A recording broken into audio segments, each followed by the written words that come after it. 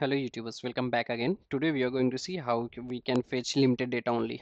For example, in my case, I want only latest two records. So in that situation, uh, we can also do in coding logic, but this is not a best practice. Best practice is we can also specify limit in MySQL query. So let's just do that. Cursor execute, select from user info. Okay. Later we can specify our limit 2.